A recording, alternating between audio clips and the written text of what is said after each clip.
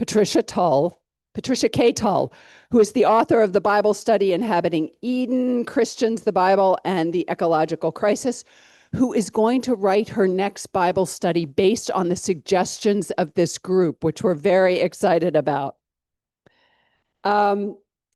She is well-written and well-read.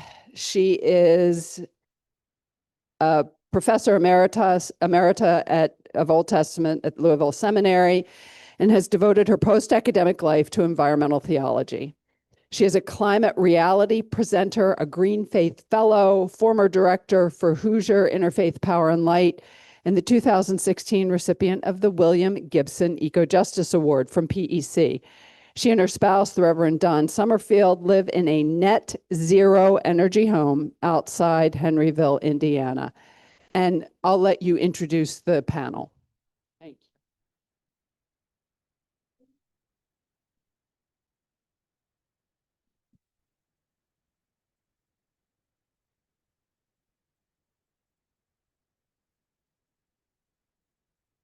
you. Delighted with our final panel this morning.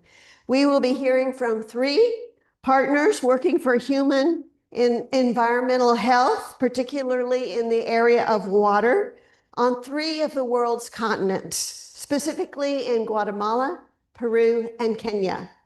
I think their stories will lighten our hearts. They're here this morning in 3 different ways, so we'll be working with different modes of communication, and hopefully all the technology will bring us closer together. On Thursday, when we assembled for our group photo, instead of cheese, we appropriately said trees. All 3 of our presenters will emphasize, as other speakers and worship leaders this week have, that the ties between trees and water are both deep and needful. As our second presenter, Jed Koball, puts it, without trees, there is no river. Without rivers, there are no trees. I'll introduce Jed and Tom as we go along, but first I want to introduce Ann Hallum, who has been with us throughout the conference here at Ferncliff. And I hope that many of you have had the opportunity to get to know her and her story. But in case you haven't, Ann was a political science professor at Stetson University in Florida in 1991. And she isn't shy to say that at the time, she was going through a difficult personal transition, and an opportunity came that gave her her life's calling. Stetson University announced that they needed a professor to take a few students on a trip to Guatemala, and Ann bravely volunteered. She had never had a passport, she didn't speak Spanish, and she knew very little about Guatemala. But she learned quickly, especially about the connections among tree cover loss, climate events, and hunger. Her organization, the Alliance for International Reforestation, Alianza Internacional de Reforestación, I hope that was legible, or Air Guatemala, was born of this trip. Some of her literature is where? Back there, back there. So please pick up some before you leave. This is a remarkable story of multiplying effects, and I'm so grateful for the privilege of introducing her. So, Ann.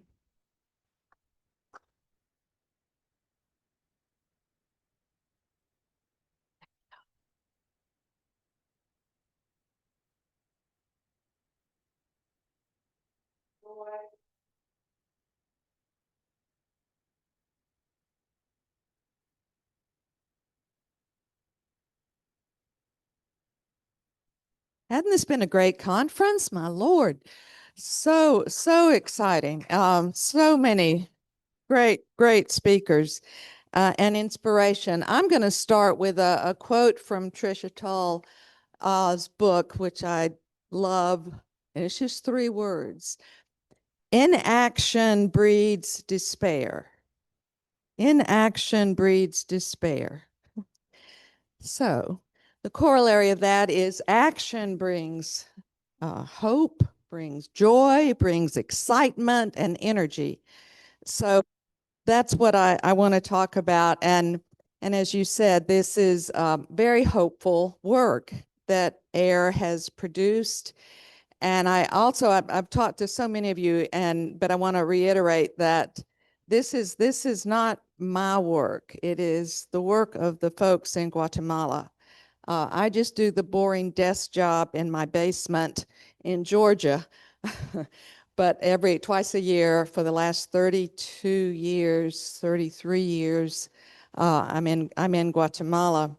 But they're working year round, all the time. I'm working at a desk, but they're working in the field with farmers. So it's their work.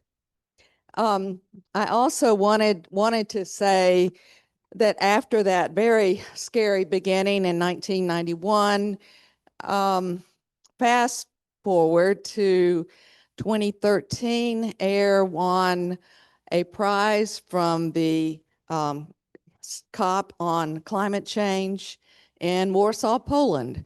So my second passport use was to Warsaw, Poland to receive a prize from the climate change conference for our work in climate change. At that time, we'd only planted 5 million trees, and now we have planted 9.4 million trees. Yeah, God is good.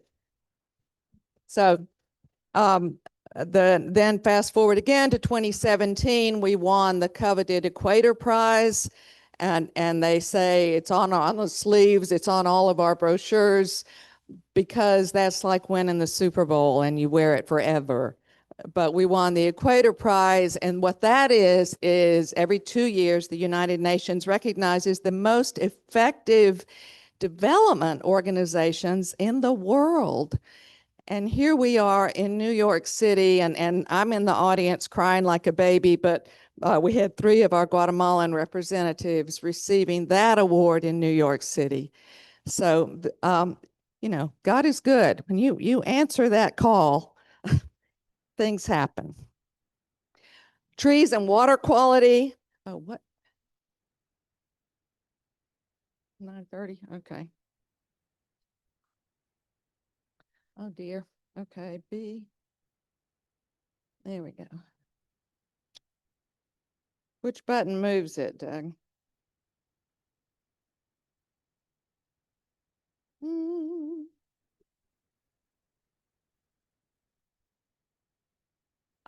You know, we're all using different computers, right? So there, introduction to AIR, you've already had. Water quality issues in Central America. I'll be talking about Guatemala, but there's certainly overlap all around the world with some of these issues. And then training and trees, and those go together. I often say, if you plant trees without training, you're wasting your time. And Haiti, my Lord, they've been deforested and reforested over and over and over for billions of dollars because they don't include long training. So training and trees as a solution. So been bringing solutions to problems of deforestation, malnutrition, mudslides, and water quality. We've talked a lot about connections, and malnutrition is also connected to trees. Poor farming, deforestation leads to malnutrition, of course. It's all connected. Y'all know that. Also, these photographs I took all of these photographs. This is not photoshopped. This was a mudslide in 2010, horrific rainstorms that led to just massive mudslides all over central Guatemala. The good news from that tragedy was that communities lined up to work with AIR after that because they saw that where there were pine trees, they didn't have the mudslides. And so we expanded in that area of Chimaltenango. So where is AIR located? Hundreds of rural schools and communities in Central America. We have one small project in Matagalpa, Nicaragua, and then my office in Georgia. So this is all in Guatemala. How many of you have been to Guatemala besides Joe? Yeah, yeah. So here's a shameless pitch. Please come join us for a mission trip in June. We're not supposed to say mission trip, but a tree planting trip in Guatemala is very exciting and hopeful work. So I really hope you make it. Okay, yay. So this is where we work, and we started in Chimaltenango, where our Guatemala headquarters is, and those are all villages. The brown are schools. We're in rural schools. And then we expanded around Lake Atitlan.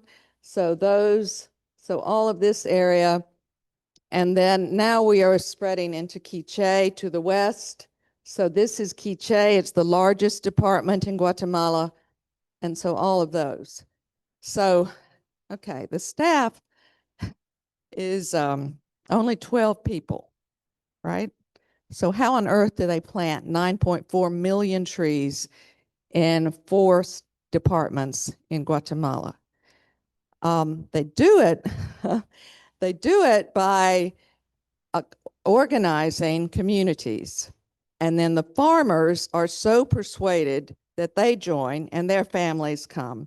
So when we take trips in June, we plant a few thousand trees, but they plant. This blows my mind. Last year, they planted 800,000 in 1 year. Okay, and I have meticulous tables of each species that they did, how they did that. There's our UN award, New York City. This woman had never left Guatemala, and we take her to New York City, Times Square.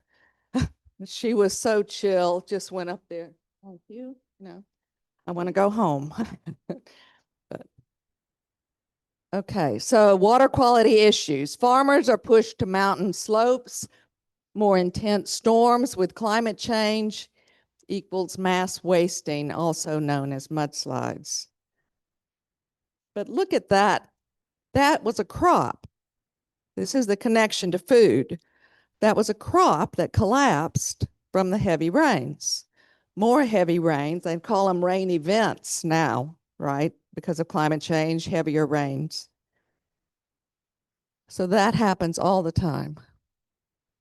And then that's a river. This is a river destroyed, virtually destroyed by the silt. Excuse me. And this is a very important picture. Somebody asked me why the deforestation, and of course it is from slash and burn farming, primarily, firewood use, because large majority of Guatemalans cook with firewood every day, and then some timber sales, but mostly it's slash and burn farming. So you can do slash and burn. I mean, it's biblical, but you can do it on flat land where you rotate the crops and so forth. But you can't do that in the mountains. Why? Because of that. You get massive, thank you. You get massive mudslides every time it rains and massive soil erosion. So this is what we work with. We go in and spend at least 5 years with communities and say, no. Let us show you. And we do terracing, and we do polyculture, and we do crop rotation, and we do soil erosion grasses on the rows. We plant windbreak trees. We plant trees in the crops that fertilize the corn. So with all of those things, terracing, polyculture, windbreaks, you can farm in mountains, but it's difficult, but it can be done. Darn, did I do it again? All right, so this is who I'm talking about. The solutions of training in trees. So these are our guys. It's and they're all Maya, except for Ceci is the executive director, and Ceci is coming to the States next month. But she has been AIR's director for 25 years. She's an amazing woman. And I think everybody but 2 are Maya. Ceci and Elvis, that's Elvis. and named for Elvis. It's a real common name down there. They love Elvis. Anyway, oh no. What happened?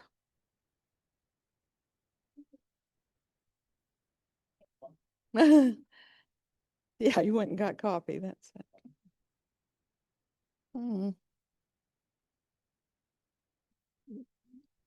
There it is. I thought This is your next slide. Yes. Slide you're on. So I'm not sure what happened. Everything seems fine. All right. To go forward. Yeah. Huh. All right. Sorry.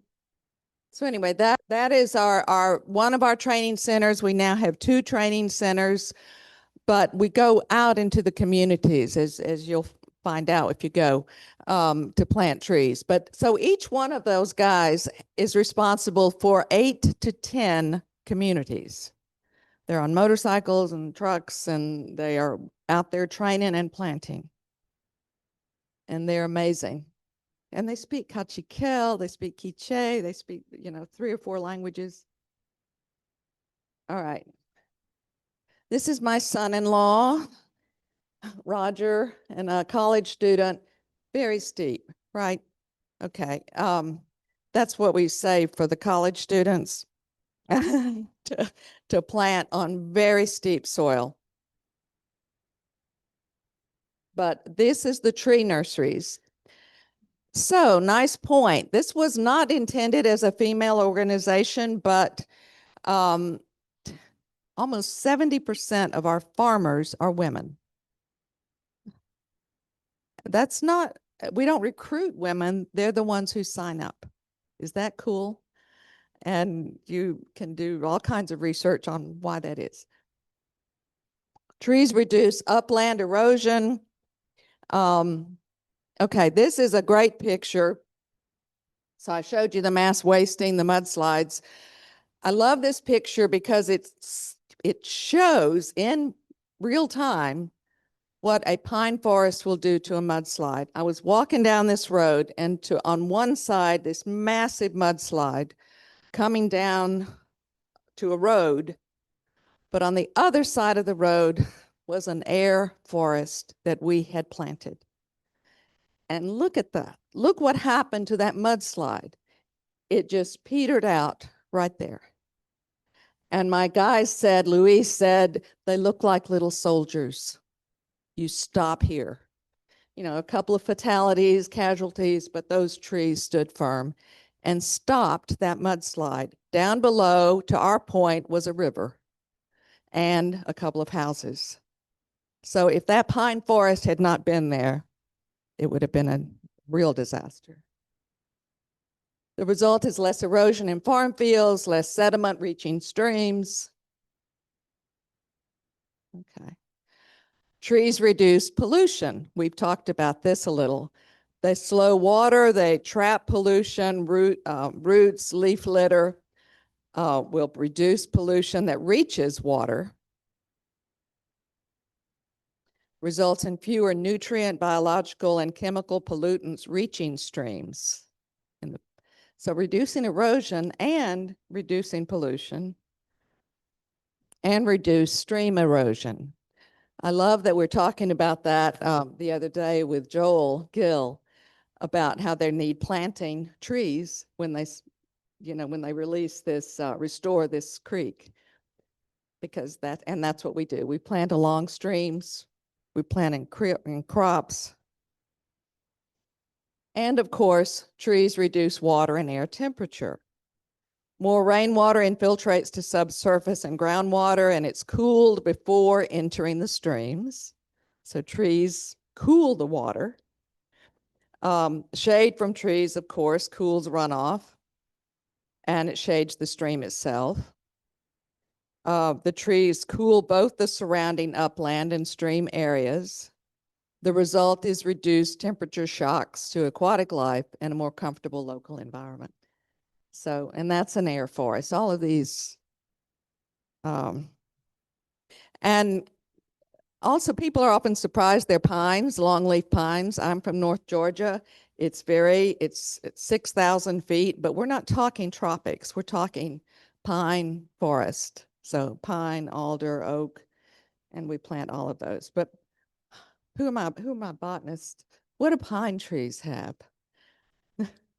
Needles and tap roots.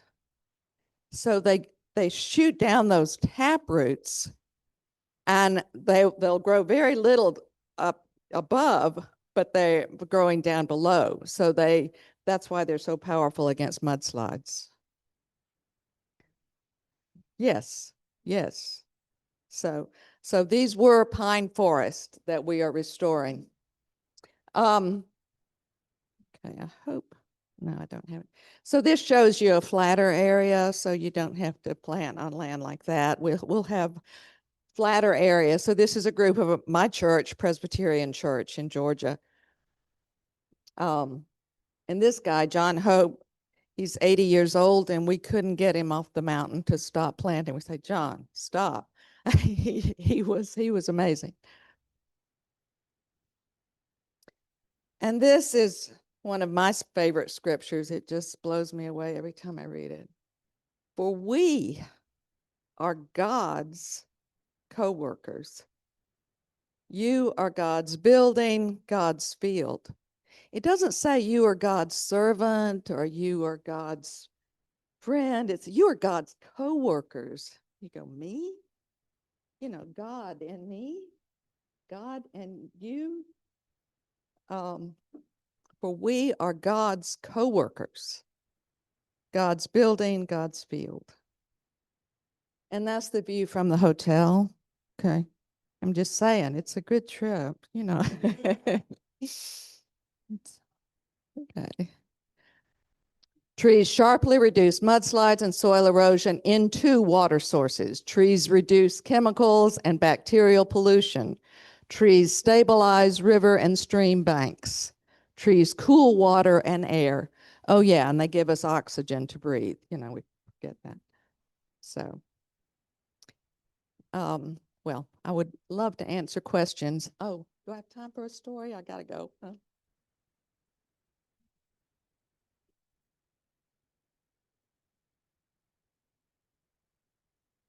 At the end.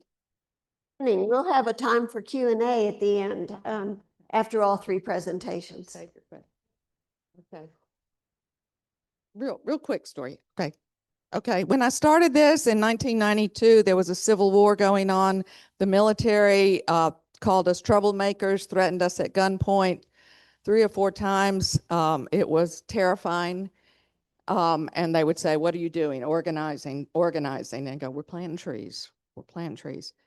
Anyway, 3 years ago, I go to a tree planting event in Guatemala, and I come up over the crest of this hill, and I see this brigade of soldiers in uniform, and my heart stopped, and I'm doing flashbacks, and I'm going, and then I saw what they were holding. Shovels and post hole diggers. And believe me, I cried. So these are the children, right? It was very biblical. And I thought, yeah, from swords to plowshares. And now these children of the soldiers who threatened us with guns are planting trees. So how's that for hope? Okay.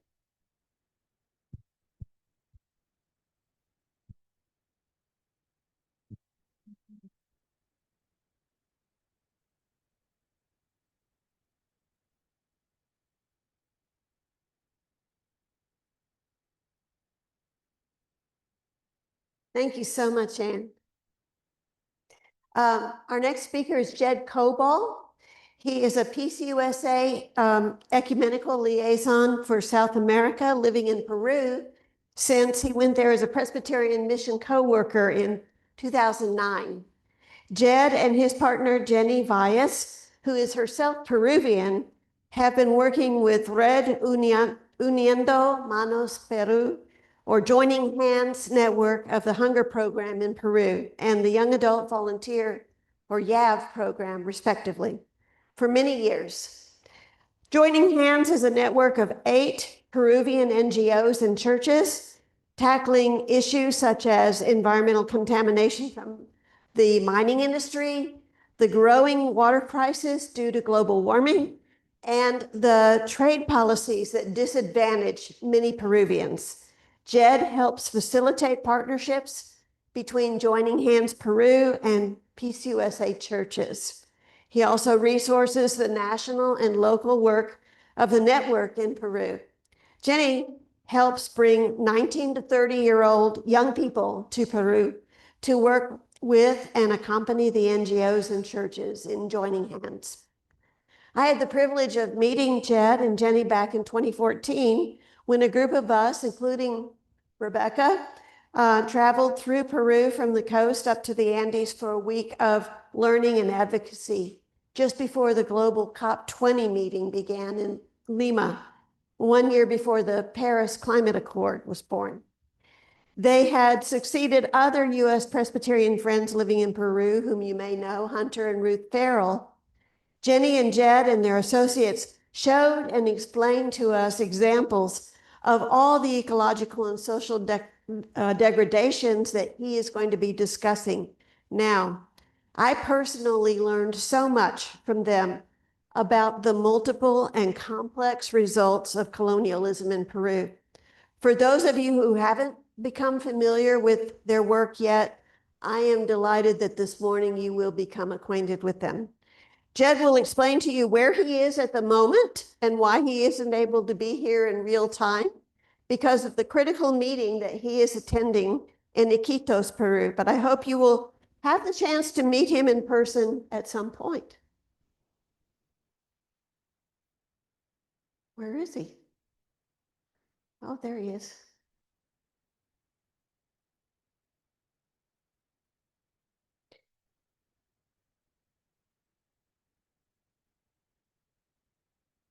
It's not starting.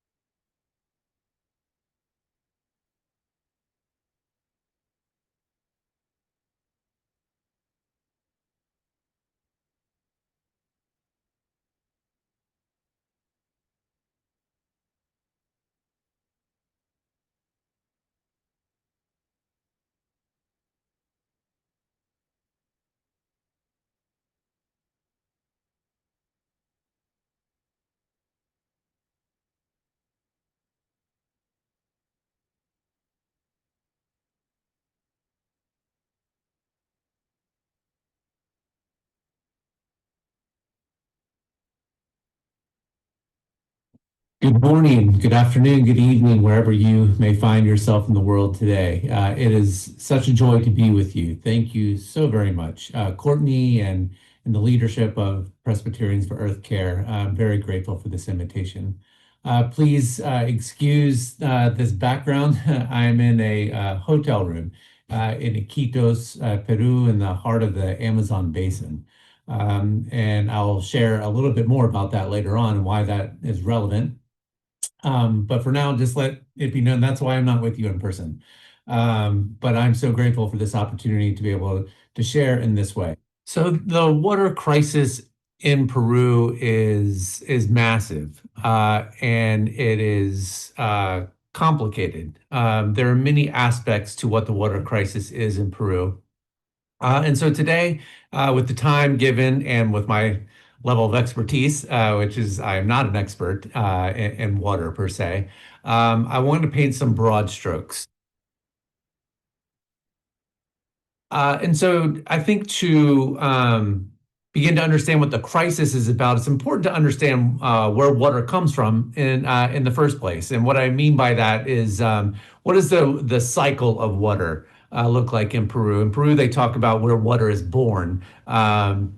But it's important to see that entire cycle. So we'll briefly kind of look at that cycle because that's important to understand in order to understand what are the different components that are interrupting that cycle or breaking down that cycle. And that is what begins to shape this crisis of water today.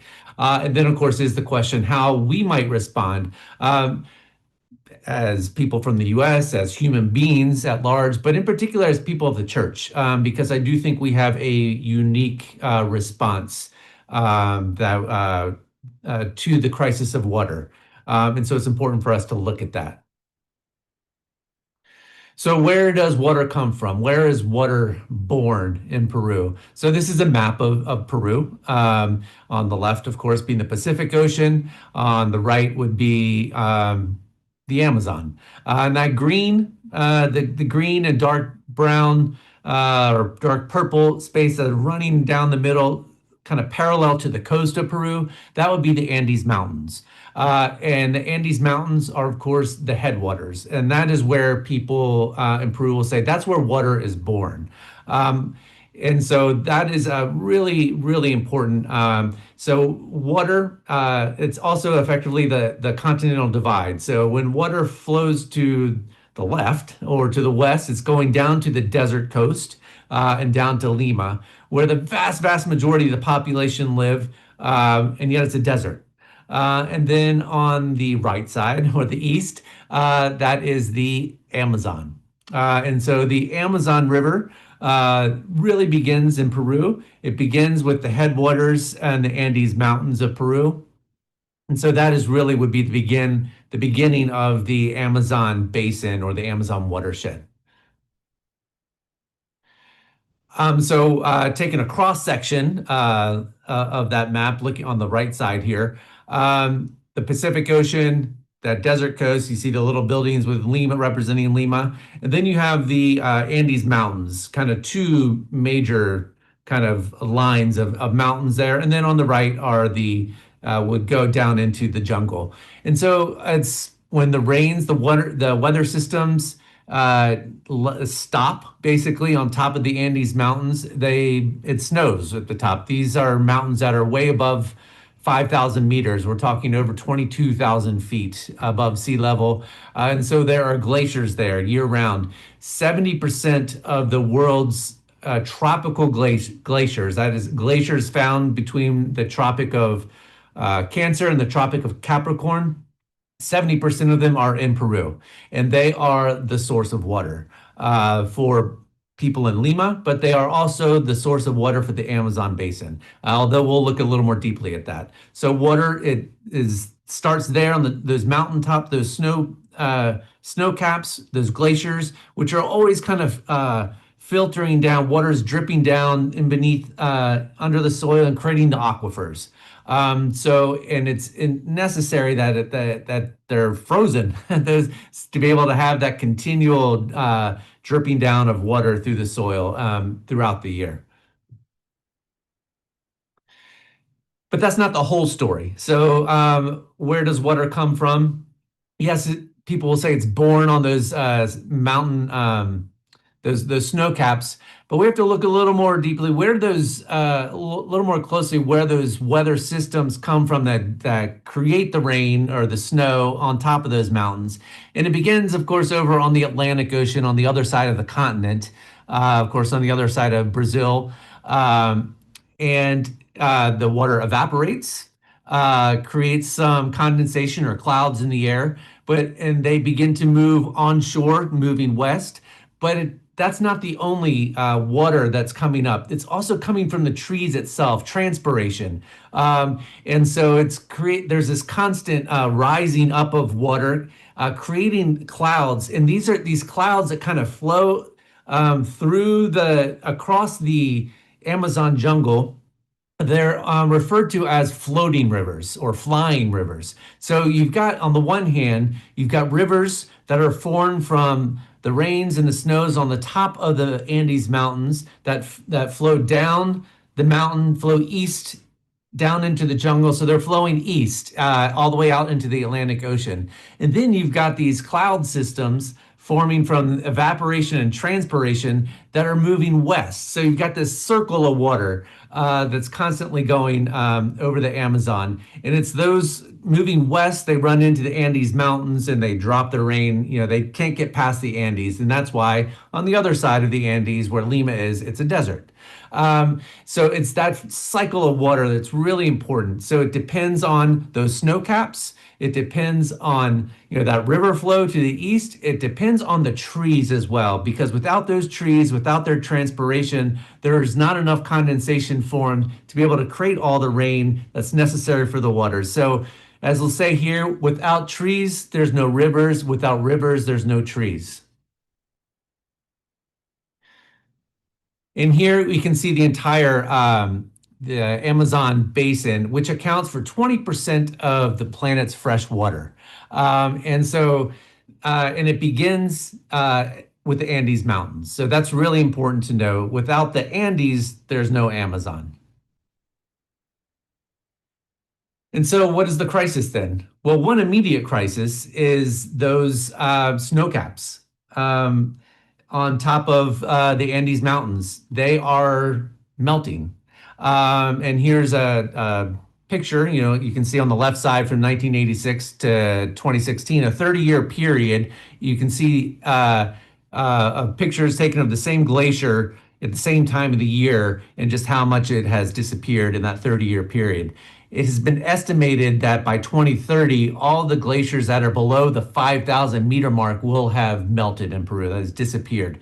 That generates a massive problem because you don't have that continuous percolating, that filtering of water dripping down and sustaining the aquifers that create the rivers that allow for a continual flow of water throughout the year. And it also leaves way for, instead of snow falling and you get these you get rains that are falling, they just kind of wash down the hill. So and create all sorts of problems. You can have too much rain at one period of time or no rain at another period of time, and that rain is not staying in the soil. So that is a major issue, is the melting of those snow caps, which of course is contributed to climate change. And on the right side is another issue, which is of utmost importance, and it's the contamination of the waters. So there's less water, but the water that's left is increasingly contaminated, particularly from extractive industries. And we're going to go into that a little more deeply here in a minute. But what we know is that of Peru's population of 34 million people, about half have access to safe drinking water. So let's go a little deeper into what this crisis is about, beyond the melting snow caps. And I think to set it up, let's hear from the source themselves of how the crisis is generated here. This is a short video clip of Ángel Manero, the Peruvian Minister of Agrarian Development, and he spoke these words not long ago, just a few weeks ago on September 25th. Let's listen to what he had to say, and I hope he's going to speak in Spanish, but there are English subtitles, which I hope you can read. Si tenemos que elegir en momentos de urgencia, en momentos de escasez, entre darle agua a la agricultura o darle agua a la minería, tenemos que darle agua a la minería, porque es la actividad que más flujo de caja le da al país. Y con ese flujo de caja más bien podemos construir la infraestructura para darle agua a la agricultura en el mediano plazo. La agricultura puede esperar, pero un proyecto minero no espera. Entonces, allí sí el Ministerio ha tenido un cambio de lógica importante, un cambio de pensamiento importante. Estamos apoyando todos los proyectos mineros que nos llegan y eso es, como lo decía, algo importante. I find it fascinating that one can speak.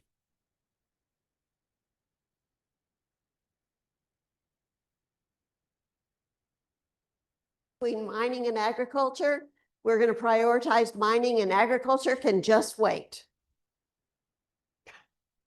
Very smart. Oops. Good morning, good afternoon, good evening, wherever you may find yourself in the world today. It is such a joy to be with you. Thank you so very much. Courtney.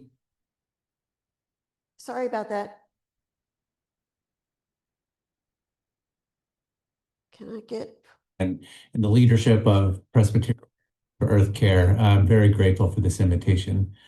Please excuse this background. I'm in. And excuse the interruption. Okay, so we can go back to the YouTubes. Yeah. Okay, I can go that. There we are. We can just pull it forward. Is the sound going to be okay on this? Okay.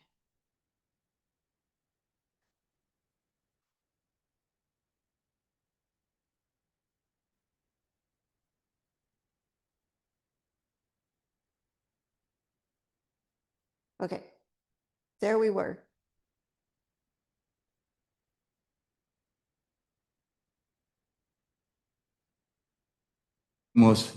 Si tenemos que elegir en momentos de urgencia, en momentos de escasez, entre darle agua a la agricultura o darle agua a la minería, tenemos que darle agua a la minería, porque es la actividad que más flujo de caja le da al país. Y con ese flujo de caja más bien podemos construir la infraestructura para darle agua a la agricultura en el mediano plazo. La agricultura puede esperar, pero un proyecto minero no espera.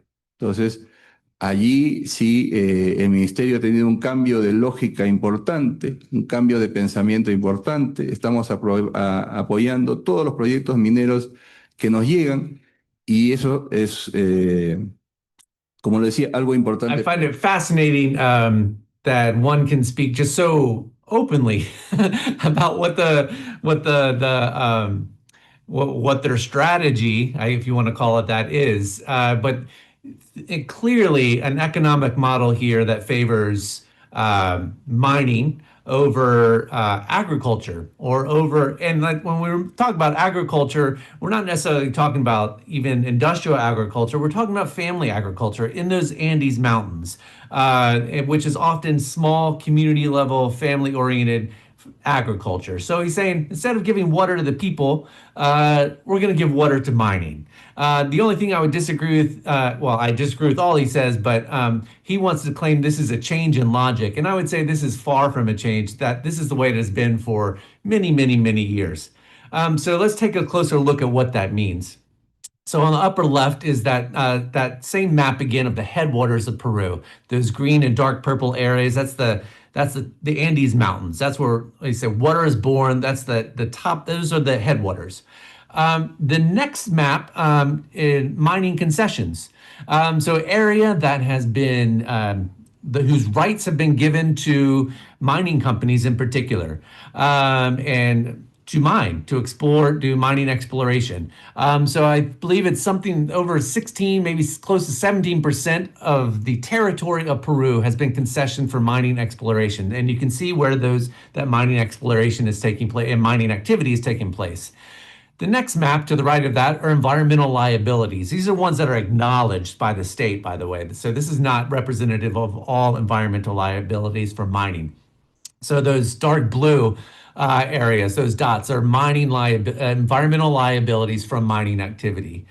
Then the bottom left is areas of poverty, where the highest levels of poverty are in Peru. And again, in the Andes Mountains, these are indigenous communities, campesino communities who rely on the land. They till the land and they care for that land, and they live in poverty. And that is, again, that's where the headwaters are. They are the primary caretakers of those headwaters. And that's where mining is happening, and that's where environmental liabilities are happening. And at that last map on the bottom right, that's where social conflicts are happening.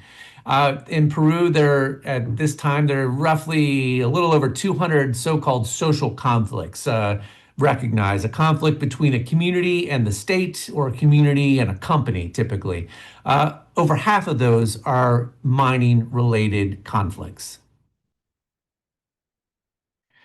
But the issue is not just mining. We also have here in Peru oil. Here's a map of oil lots that have been concessioned for oil activity. So you've got them both on the coast, on the west side of the Andes Mountains, on the desert coast and going into the ocean. And then on the eastern side into the Amazon.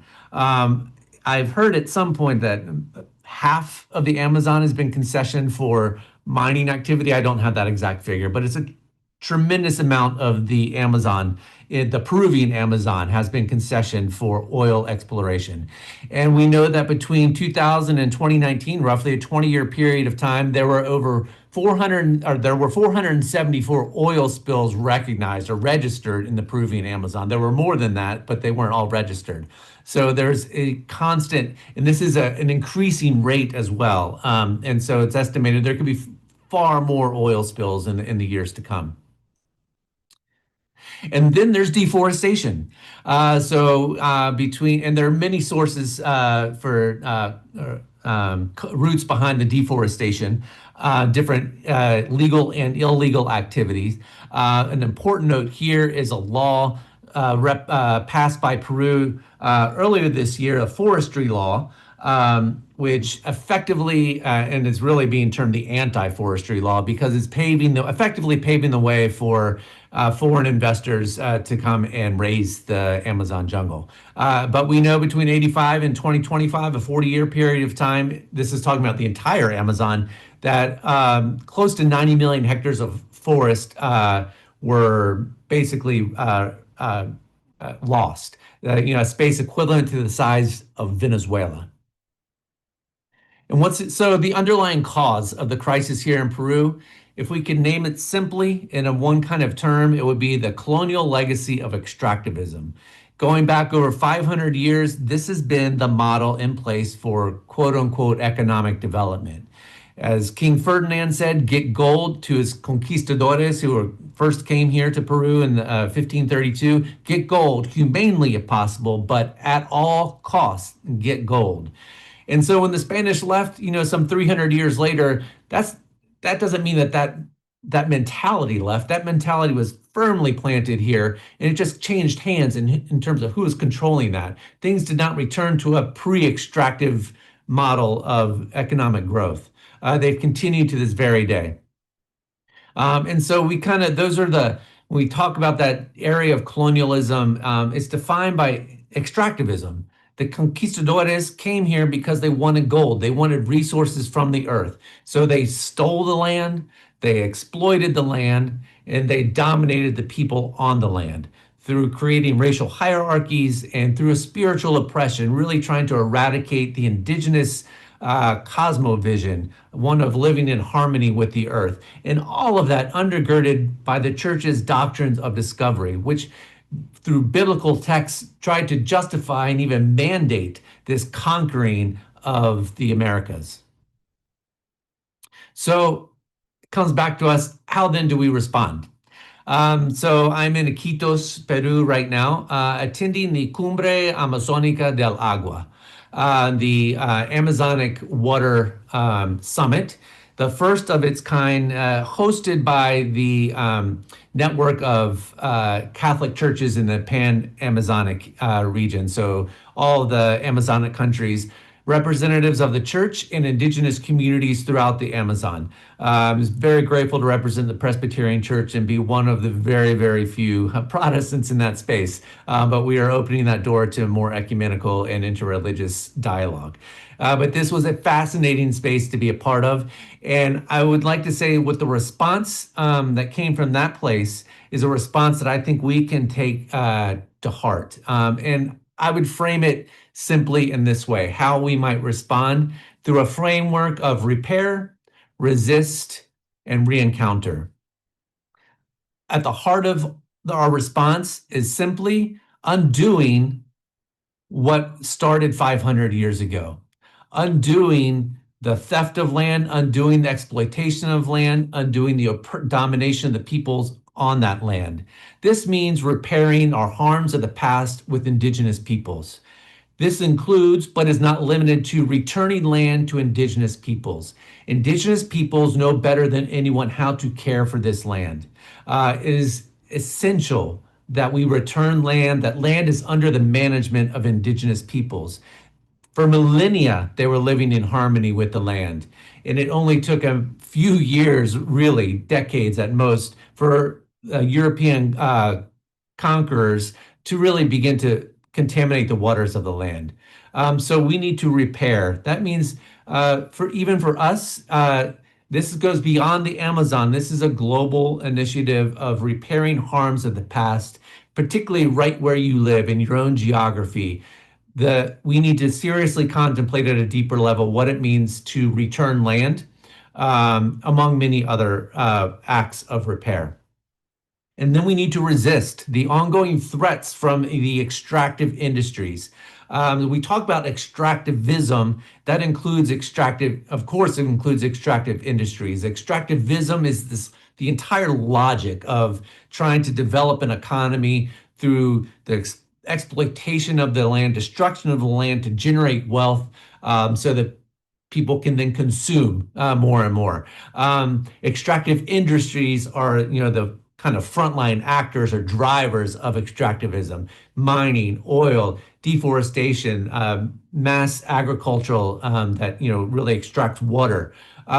So indigenous peoples in particular and their lands are a constant threat from extractive industries. And so how do we stand with, alongside, or in support of resourcing, amplifying the voices of indigenous peoples as they face the continuous ongoing threats? Because indigenous peoples in particular, their lives are a threat, not only from the contamination, but from their activism. The criminalization of indigenous peoples, particularly in Latin America and places like Peru, is extreme. And so how do we protect as well the defenders of the land and water?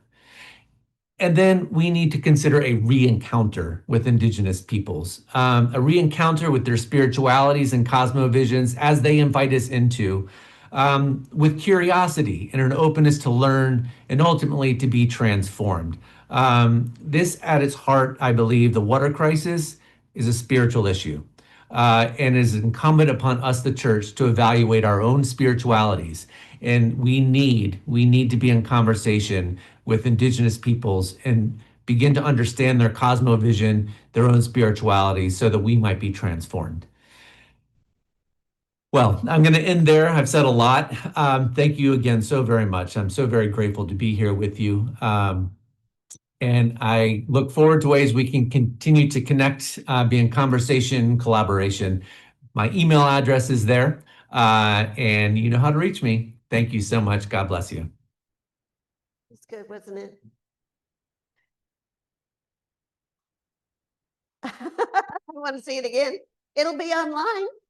Mindy will put it up. Okay.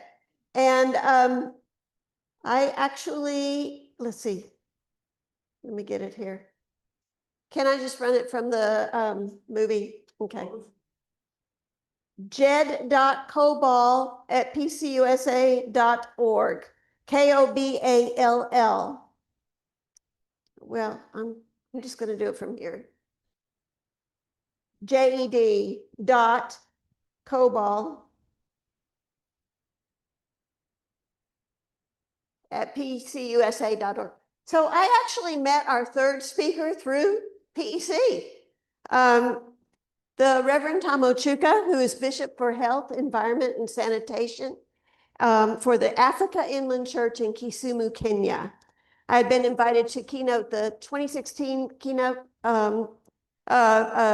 PEC gathering in Montreat, and publicity had gone out through Facebook, and Tom saw this and sent a letter to me inviting me to go and speak to some of his churches. He optimistically hoped that a Presbyterian from the US who had never spent one moment in sub-Saharan Africa would have the slightest clue what to say in a city and a church denomination she had never heard of. But we do read the same Bible and worship the same God and sometimes sing the same hymns. So I said, of course I'll come if you'll help me understand the context.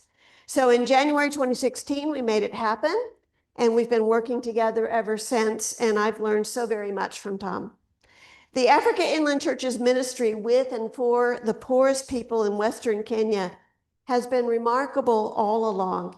As several of us witnessed when we visited a year ago, not only myself and Mindy Heidenfelter, but also Joe and Rick Randolph, my son-in-law, Sajal Stoppett, and our fiscal partner, Mark Lynch of Basic Needs Simple Solutions in Indianapolis.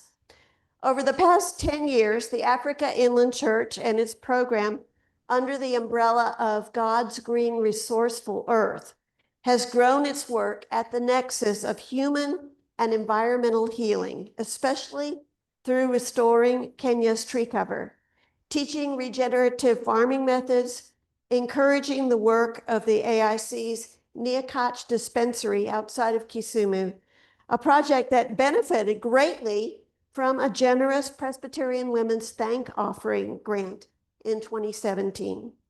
He and others will introduce 2 new programs, a primary school lunch and garden pilot called Growing Gardens, Feeding Minds, and the person who thought of this beautiful title is sitting right here.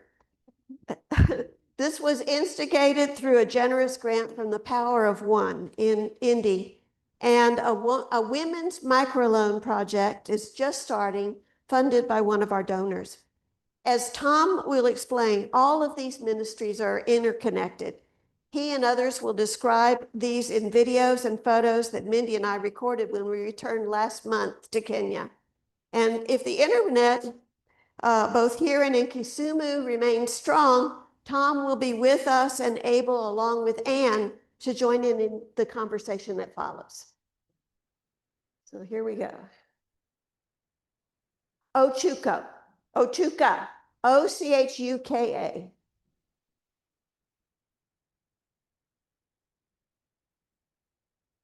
I'm Reverend Tom Ochuka, Bishop with the Africa Inland Church. Africa Inland Church is a large denomination, predominantly in Western Kenya. That is. Okay. All right, sorry. Here we go.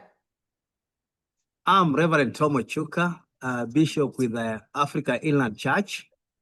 Africa Inland Church is a large denomination, predominantly in Western Kenya. That is areas around Lake Victoria regions. And I'm in charge of programs that go with the health, environment, and sanitation. In environment, we are majorly working on trees. And for the last 10 or so years, God has led us to different programs with the trees.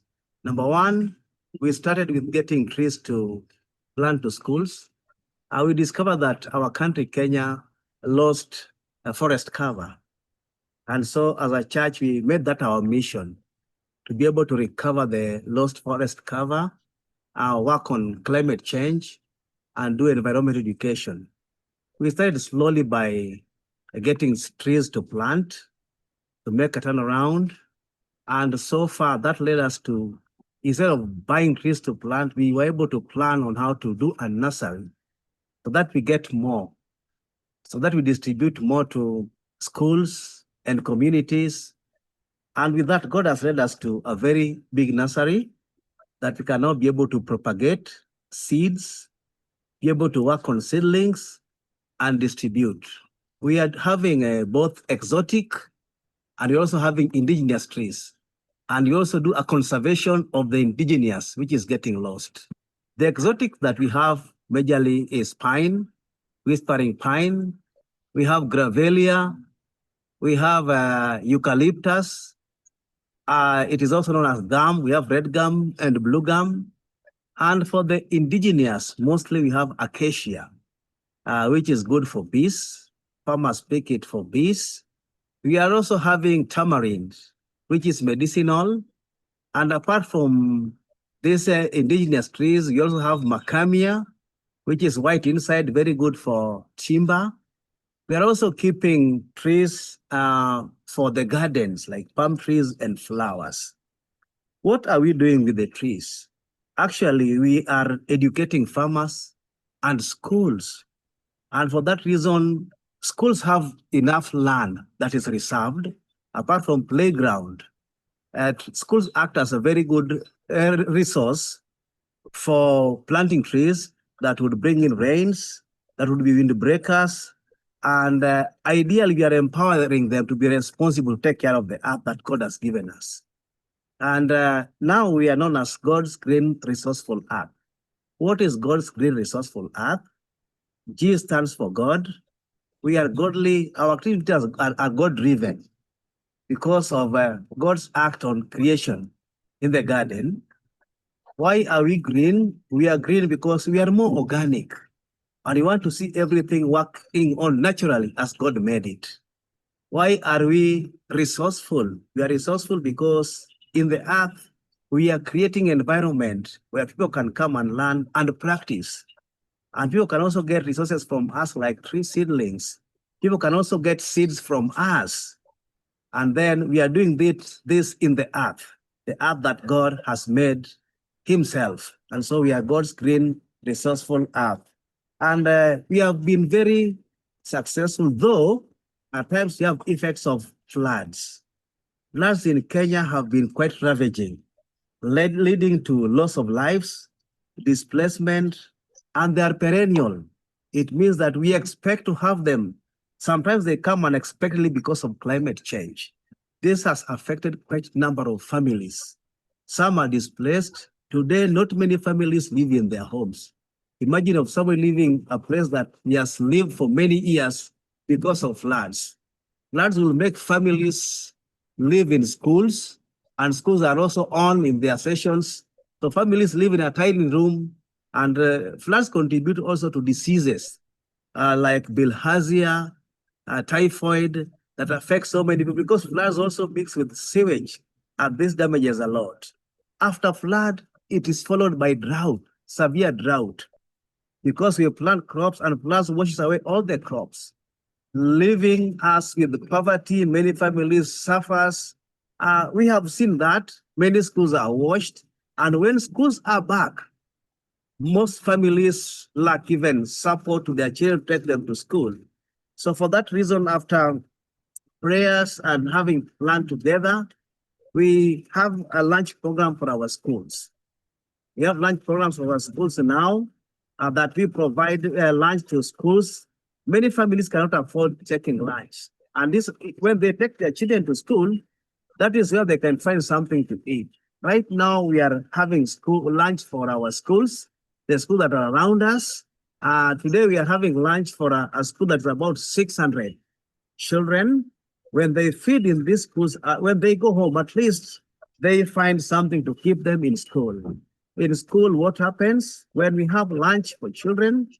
Teachers are able to teach, children are able to concentrate, and life moves on very well with education. And to work on this lunch properly, we are also engaged in vegetable farming. This vegetable helps the schools a lot to run. It is a way that can make learning easier because through vegetable, the best they can get is what we call sukuma wiki. Sukuma wiki is vegetable that is eaten at least in every meal in every family. So our lunch normally is of rice, sukuma wiki, we have green grams, and we also have beans, and we also have chapati, which is a wheat flour and oil. This is a very special meal for children. Over and over again, in many years, our tree program has led to a diversity of other programs as well. Because of trees, we have forage, and now we are keeping bees. With the bees, we can get honey. And actually, this honey can also help us to manage our programs. With this bee production, students can come and learn agriculture. We also have the villagers and farmers around coming to learn. So everything is tied together. With the trees, there is forage. With the forage, there is bees. There are boxes, and we have bees. So we are so encouraged that starting small from 2016 up to now, we have seen our programs grow systematically. I want to thank God for Dr. Patricia Tull, whom I met so many years ago, and Mindy. They've been able to pray with us and give us ideas, and they've been able to support our program. So for any contact, any information, if you want to share more ideas about what we are doing in Kenya, you contact Dr. Patricia Tull and Mindy. Thank you.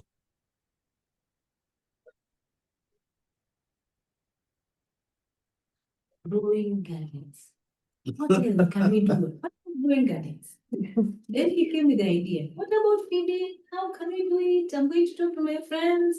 And we were happy that now he came back and said, we can try. Let's try. So we launched with one And we were just saying, like, let's just try. Let us try. Let us try. Let's try and see how we can do it. But through the plantation of our crops, we find children are now they are now pulled towards taking care of the environment. You've seen some children in some watering cans. Yes. They do it from their own heart and they're happy doing it because they saw what we did with the trees and what the plants did when we planted the first vegetables. They were happy with them and they saw how they fed us for the second term and part of the first term. So they were happy with them. We really appreciate and pray that God may give you more. So that as you come, think of Ranger, the children who appreciate, the children who love, who grow because of your kindness. So keep doing it and God will bless you. I'm grateful for this program. I came in at a time when it had begun. And when I came, I was so impressed because I came from a school where such a program never existed. And when I came here, I embraced it. And the school and the community is happy. Because one thing in this community, most of the parents are very vulnerable. And they work from morning to evening looking for something little. And you find that in the evening, when they even go back home, the whole day they received even nothing. So they trust us with their children here. Now, it has been a good thing because since COVID-19, so many things financially, even economically, were interfered with, such that this kind of a program has come in handy. And the program is also good because we have those learners who are children who are taking the HIV/AIDS drugs. Those ones without this kind of food becomes poisonous in the stomach. Now this one has come in handy because as they take those drugs in school, we have their drugs before we give it to them, they have to feed first. And since the inception of this program, even those learners that used to stay back at home, the truants, now they are not there. So we surely really appreciate this. Thank you, and we praise the Lord for giving this chance for us to be here. And feel most welcome to Kenya. I'm Irene Ondiek. Pleasure to have you here for today. We really thank God for you being in Kenya.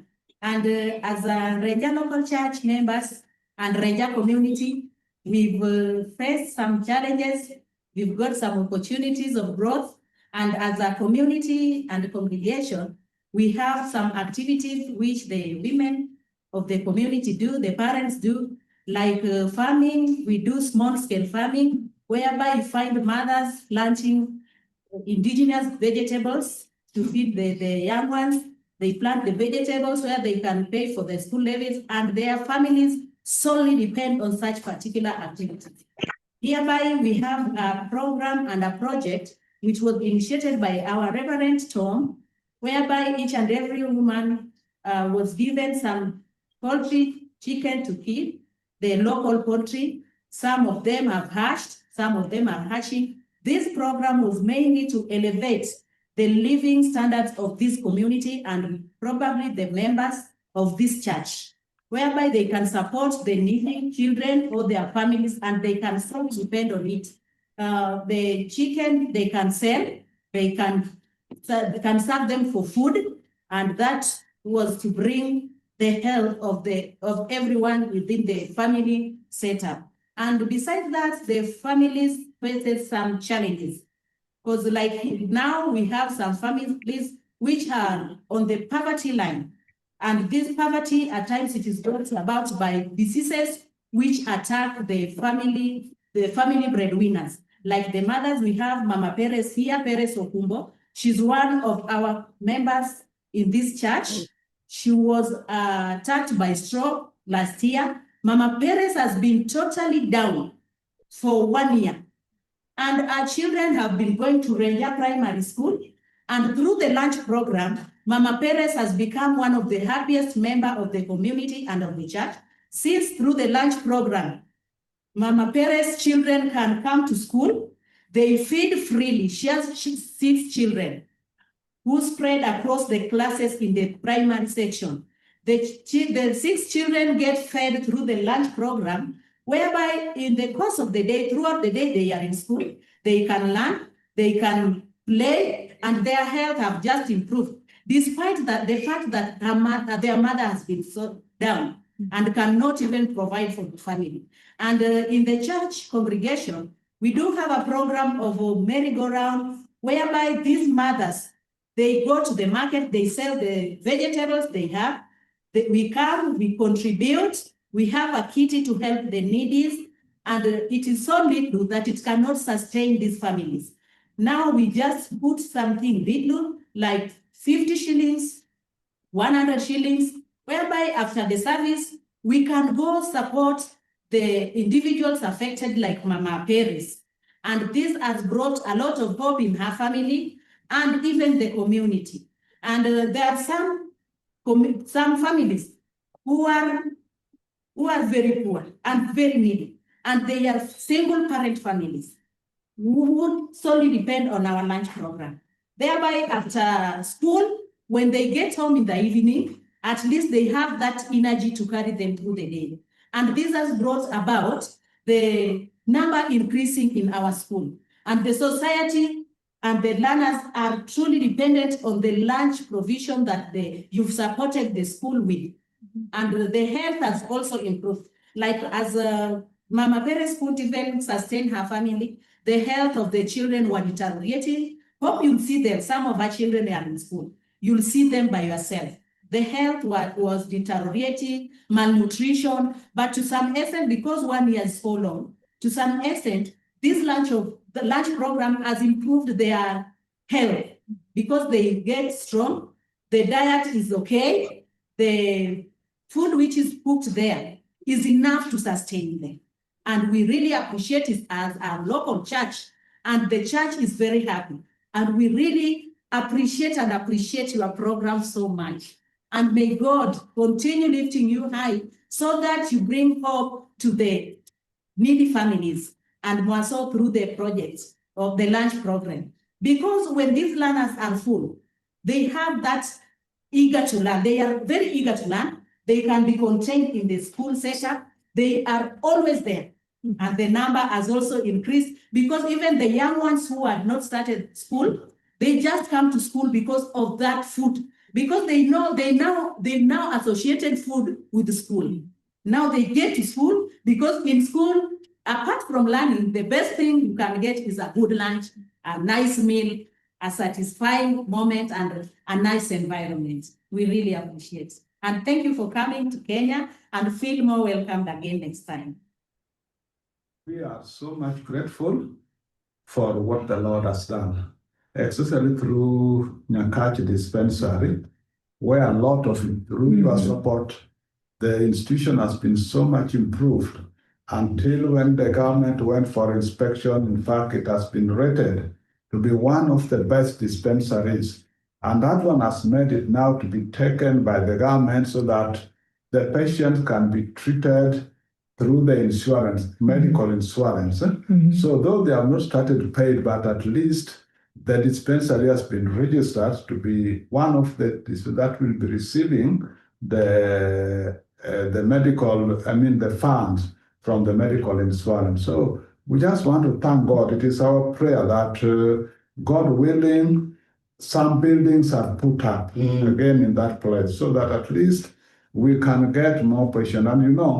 And the school, which is Nyakachi Girls also, has been uplifted to be one of the national schools in the whole nation. In Kenya. And being a national school, in fact, that means that the teachers, the students, with the student almost 4,000, actually they will be going and getting their treatment there.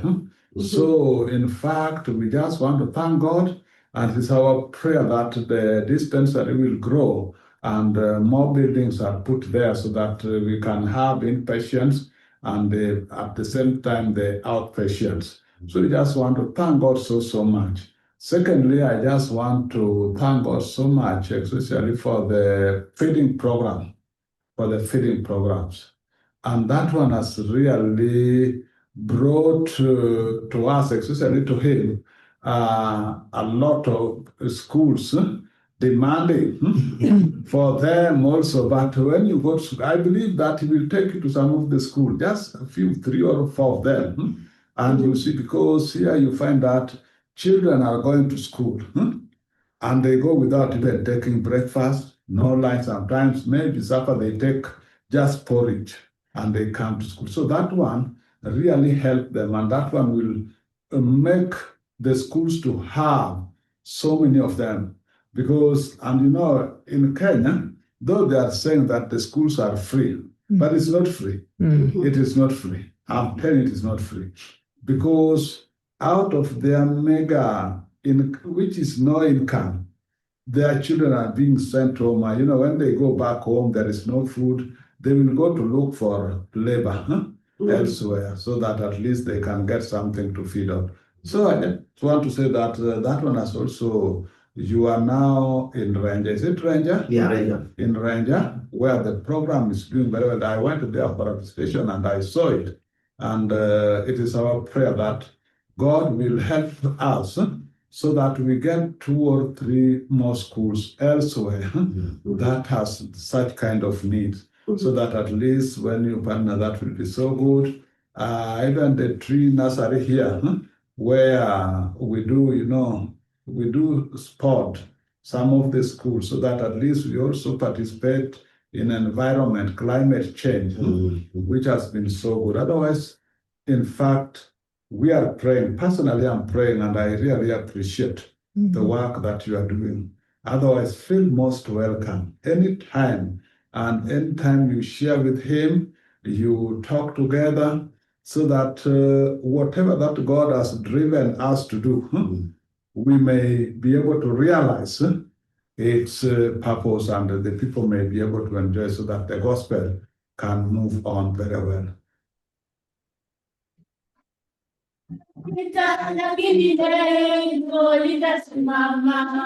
Amen. Amen. My name is Sandra Vina. I have a memory verse. My memory verse comes from the book of Genesis, chapter 1, verse 1. In the beginning, God created heaven and earth. Amen. No leaders, mama. No leaders, mama. Ya ulimwengu yatapita, lakini neno litapita. Yes, mighty God, hallelujah, Jesus, hallelujah, yes, hallelujah,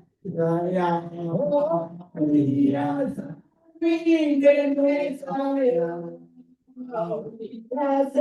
yes, Messiah. Hallelujah, Jesus Christ. Yes, hallelujah.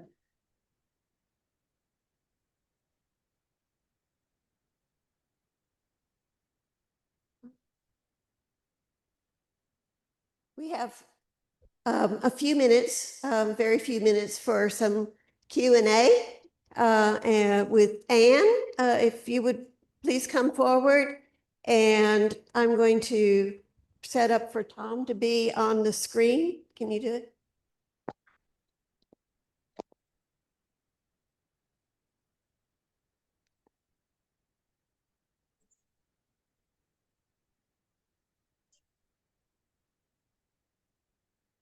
The sound on this wasn't as good as it actually is when you're watching it on your computer. And Mindy is going to make all of these presentations available through the PEC website. So if you want to re-watch, re-listen, you'll be able to do so. And I know that there was a question that Anne, you received during your presentation. Do you know who was that? Here's Tom Ochuka. And Welcome. can we? Okay, great. Hi, Tom. Hello, everyone. Thank you for Audio. watching and listening to us. God bless you all. I'm Okay. here for you. Thank you. Just a second, Tom, we can't hear you yet. I wondered if, Where's your Hello, mic? everyone.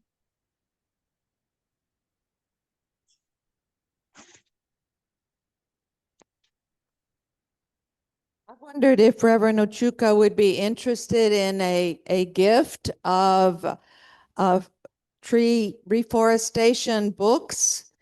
They are in English.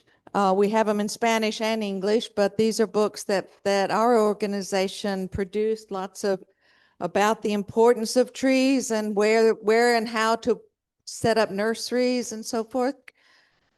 And we could ship these to you.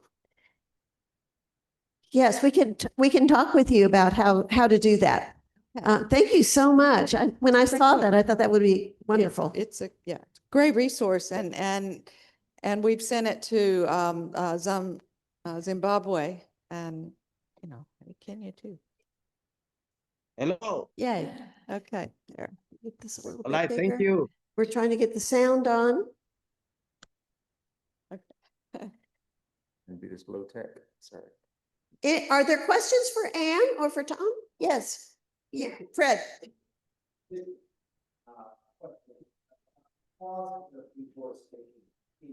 Mhm. Oh, the most frequent cause is the wood burning in as fuel for kitchen fires, and that was one of the reasons that the pilot project at Renja School included a low smoke stove. So it uses less wood, it's more efficient, and it also sends the whatever smoke there is out the chimney instead of into the surrounding room. So that's the main reason. And Tom probably has some other things to add to that. Air builds the efficient stoves as well in the communities.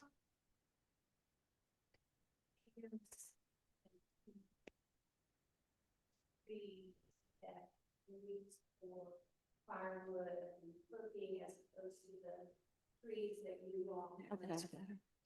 We plant an amazing tree that is native, but you can cut off branches for firewood and it regenerates. It's one of the few trees that will regenerate. The roots are nitrogen fixing to fertilize corn and beans and all crops. The leaves are forage for cows and goats, and it grows 8 inches a month. It's a Guatemalan alder. It's called in Spanish aliso, A-L-I-S-O, but it's a Guatemalan alder. So in the first 2 years, it grows 8 inches a month. I wouldn't have believed it if I hadn't seen it. But so you got one tree that fertilizes, feeds the cows and goats, provides firewood, and grows 8 inches a month. So then we build the efficient stoves and plant a few of those trees out back, and you're good.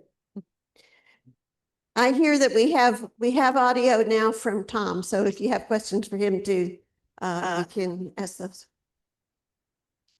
Absolutely. Hello. Welcome. Welcome to you. Hi. So do you have moringa trees in Kenya? Yes, we are moving the trees. Yes. There's similar.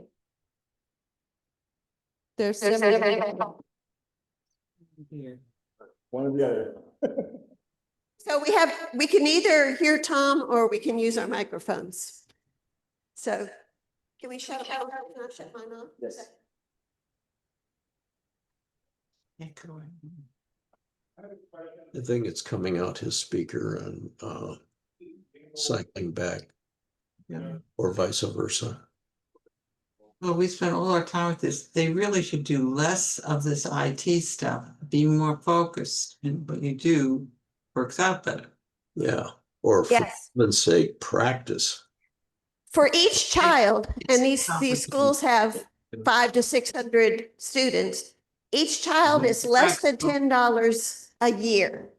So a monthly gift of $100 would feed 1,200 students. Yes. No, that's their lunch. Each school has a startup cost because they're installing a garden, making water available, and installing a stove, and in some cases needing to build a kitchen. So there'll be startup costs and then the ongoing costs. And yes, and it's amazing. Did you hear that, Tom? Yeah. Yes. Actually, we have grown. We've seen progress, especially with the school program. On Monday, we are going to have lunch from our own garden. We grow cowpeas, and that will feed the 600. So what we'll take there is ugali, that is flour, maize flour, and vegetable. So we've had good supply of vegetable from our garden. A vegetable. Yes, that is the cowpeas vegetable that is very nutritious from our garden. Maybe they're beets or something. Any Yes. other questions? Please repeat the question in the microphone. Oh, yeah. It's just a comment. The other important thing about stoves. Oh, gee. They try too hard. You can use This doesn't work. right now, it's estimated that 2 million people, mostly women, die every year due to lung disease caused by cooking, the smoke from cooking indoors.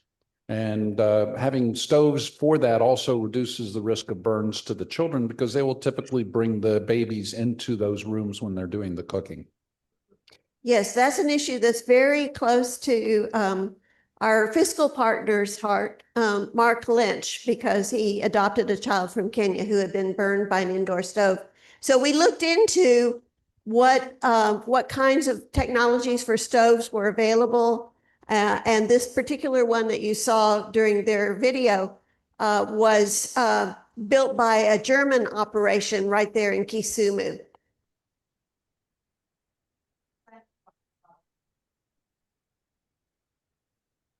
It's still wood burning. They're planning to put bamboo, to grow bamboo because it's very fast and sustainable at each of the schools. Do we need to wrap it up? I think we need to, we have. You mentioned that providing a water source was part of this kitchen project, a water source. Is it a well or something else? Usually it is a water tank collecting rainwater off of a roof. Some of the schools have, they call them boreholes, wells. So that's how that's done. There's so many parallels between what she's doing in Guatemala. We do stoves, we do gardens, we do water retention, water tanks. Mm-hmm. Yeah.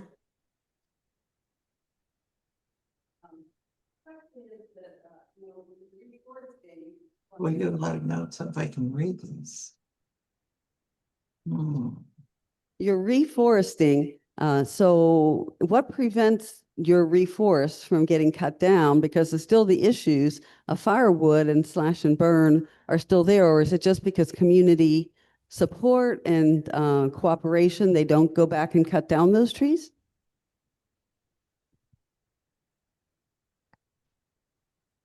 You need to be on a microphone. Talk in the microphone. Oh, here. Just Well, since I go back every year for 32 years, I have seen that they do not cut them down. And the secret, Barbara, is that we're there for 5 years. And we are, the word that they use most frequently is esperanza, wait, which means hope, by the way. I love that word. And they say, wait, don't cut these trees. You'll find your soil is replenished. You'll find you don't have mudslides. You find you have just as much of a crop. You find that we'll give you these fast-growing trees, you don't need them for firewood. And they say that, and they go, oh my gosh, we haven't had a mudslide in 20 years. Oh my gosh, the soil's better, it's cooler, there's more water. So that's the secret, is that we stay until they experience that. And thank you. I think we're at time. Is that correct, Courtney? And So there's the group up there. we started with Looks like a couple of the dozen. question was how is the program growing? And with faith and prayers right now is how it's growing. We have an assurance about next year at Renja School, but as the video shows, there is hope that in the next 2 years we'll be able to expand to 4 more schools who are eager to have the lunch program there.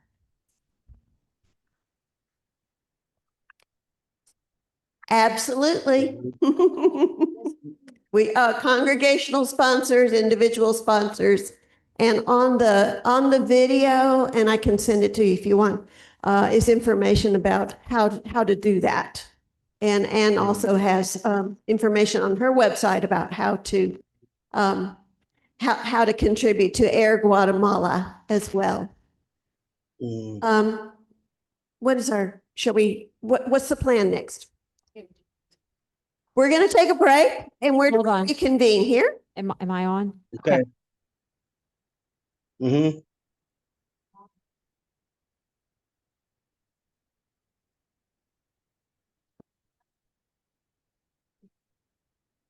Working many years with Compassion International, with NGOs all over the world, I think we're entering into a new space, and that space is the dollar doesn't exchange as well anymore. You saw that in Canada. Now the trickle effect is your dollar doesn't turn into $3 or $4 in Africa or Central or South America. So I think we really need to dig deep into our pockets if you want to support these organizations, almost double what you're giving. And they're really dependent on some of these resources. And so the dollar is not going to exchange as well as we move forward. So these are some things that we need to talk about in an NGO circle and discuss how this, making sure that we're supporting the work in such a way that we don't pull out or we don't give enough to make an impact there. So those are some questions that I have with our indigenous people there in Africa, as well as in